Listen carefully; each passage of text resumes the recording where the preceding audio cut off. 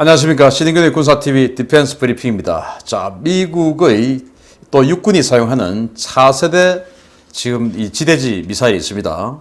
이게 사거리가 어마어마하다. 사거리가 공개됐어요. 중국 큰일 났습니다. 그리고 한국도 큰일 났습니다. 왜 큰일 났는지 알려드릴 거고요.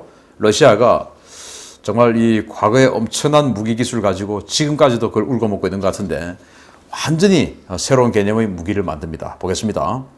러시아가 군지형 수중 드론을 개발하고 있다는 소식입니다. 인공지능으로 스스로 항해하는 드론 수십 대 이상을 묶어서 작전하겠다는 것인데 수중전의 양상이 바뀔 것이라고 전망이 나오고 있습니다. 최근 주요 군사 선진국들 사이에서 인공지능과 드론 기술을 접목한 군지형 드론 개발이 붐을 일으키고 있는 가운데 러시아가 수중 작전용 군집 드론을 개발 중이라고 타스 통신이 현지 시각 12일 보도했습니다. 타스는 러시아군 관계자를 인용해서 러시아가 수중 드론을 중심으로 한 새로운 전투 시스템을 만들고 있다라며 현재 만들고 있는 수중 군집 드론은 인공지능에 의해 통제될 것이다 라고 전했습니다. 러시아가 만들고 있는 수중 드론은 정보 수집과 어뢰 발사 능력이 있는 500에서 1000톤급의 잠수정인데요.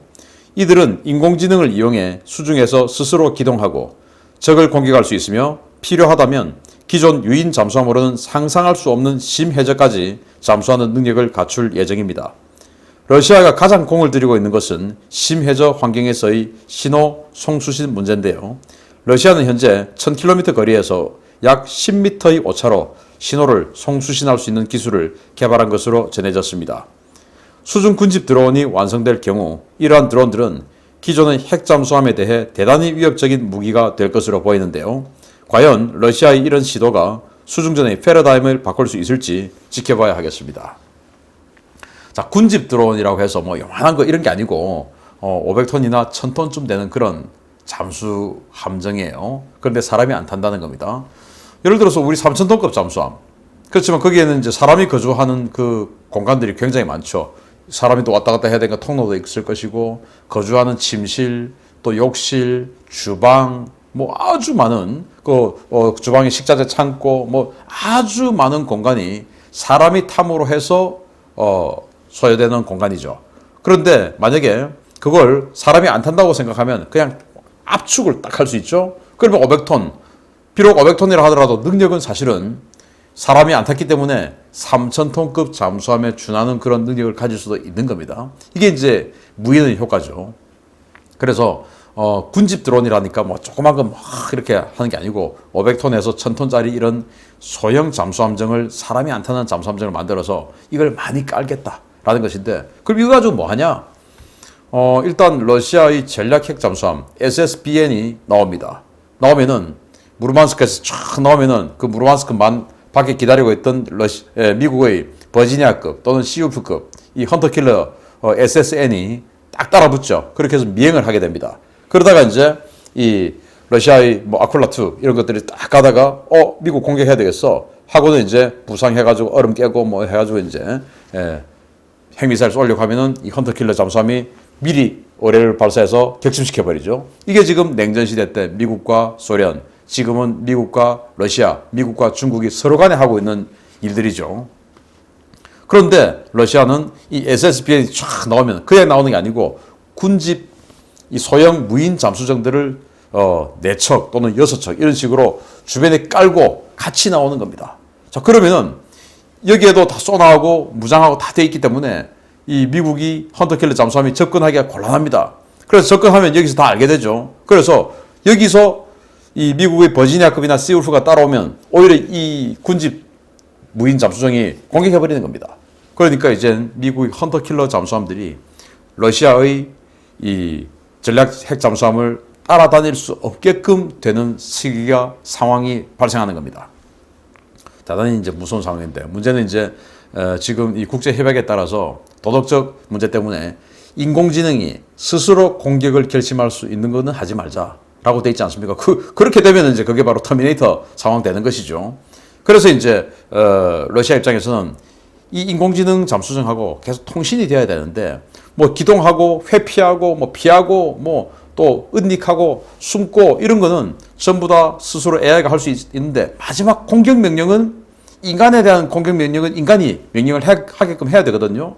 그러면 이제 이해하고 아주 멀리 떨어져 있어도 통신이 계속돼야 되는데 이걸 이제 어떻게 할 것이냐. 그래서 지금 현재 러시아의 주장으로는 1000km 밖에서도 이 10,000m까지 심해저하고도 통신이 된다라고 하는데 러시아는 워낙 까보니까 러시아 뭐 카탈로그 데이터가 워낙 좀 안 맞아서 이게 어떻게 될지 모르겠다라는 생각이 들고요. 아무튼 미국이 이런 이 무인 잠수정에 대한 대비책도 이제 세워야 되지 않을까라는 생각을 해봅니다. 두 번째인데요. 중국이 들으면 정말 깜짝 놀랄 만한 소식입니다. 내년부터 초도 생산이 시작되는 미 육군의 극초음속 무기 LRHW의 사거리가 처음으로 공개됐습니다. 당초 알려졌던 것보다 훨씬 더 긴 사거리를 가지고 있다는 사실이 드러났습니다. 미 육군의 장거리 극초음속 무기, 즉 롱레인지 하이퍼소닉 웨펀의 사거리가 드디어 정식으로 공개됐습니다. 당초 알려진 1600km 미만 급보다 훨씬 더 긴 최소 2775km의 사거리가 공표되었습니다.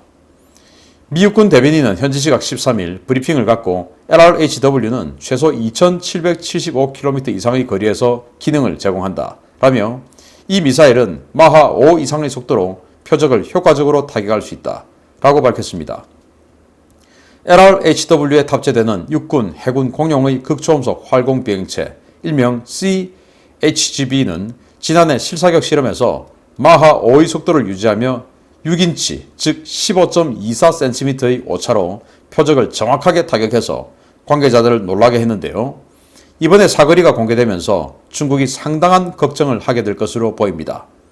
마하 5가 넘는 속도로 회피 기동을 하며 돌입하는 극초음속 활공 비행체는 기존의 미사일 방어 체계로는 방어가 대단히 까다로운데요. 이번에 공표된 사거리라면 일본 오키나와나 규슈에서도 베이징 타격이 가능하기 때문에 중국 입장에서는 그야말로 충격적인 소식이 아닐 수 없습니다. 미 육군은 올해 초에 LRHW의 모급을 출고해서 운용 요원 교육 훈련에 들어갔고 올해부터 실전 배치를 시작해 2023 회계 연도까지 초기 작전 능력을 선언한다는 방침인데요. 부디 이 LRHW가 예정된 일정대로 배치되어 동북아시아의 안정에 기여해 주기를 기대합니다. 미군이 다영역 작전, 그래서 이 육군, 해군, 공군이 기존의 자신들이 고유한 임무에서 벗어나서 이 중국을 어떻게 하면 효과적으로 타격할 수 있을까? 이제 이 작전을 하는 겁니다. 그래서 해군, 해병대, 육군이 이 중국의 함대를 공격하고 뭐 이제는 과거에는 이 합동 전략기획서에 제2수업에 이제 이 베이징에 들어가서 전략적 타격을 한다 이런 게 있었는데 지금은 그 뭐 들어갈 이유가 뭐 있냐? 괜히 사람만 많이 죽고 그냥 말려 죽이면 되잖아. 그래서 중국을 봉쇄하고 그리고는 멀리서 원거리 타격해서 중국을 계속 괴롭히고 항복하게 만드는 이제 이런 전략으로 바뀌었어요. 그래서 이제 미군도 육군도 그럼 적진에 안 들어가니까 육군은 그럼 어떻게 기여해야 되나? 육군은 적에 들어가서 깃발을 꽂아야 되는데 그 깃발을 안 꼽겠다고 했으니까 그럼 어떻게 하나?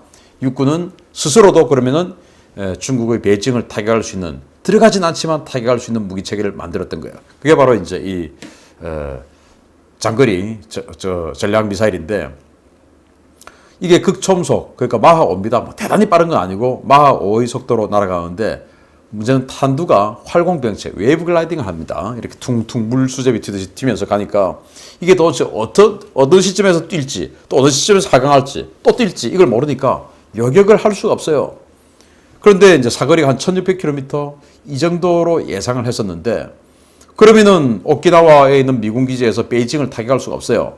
그러면 이제 우리 한국에 뭐 평택이나 군산이나 이런 데 배치해야만 베이징을 타격할 수 있지 않느냐. 그래서 한국의 전략적 가치가 엄청 높다.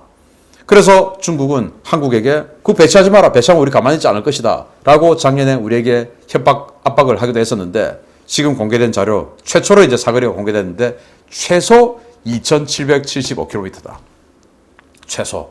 그런데 오키나와에서 베이징까지 1800km거든요. 그러면은 한국의 위치를 빌리지 않고서도 오키나와에서도 충분히 베이징을 타격할 수 있게끔 돼버린 겁니다.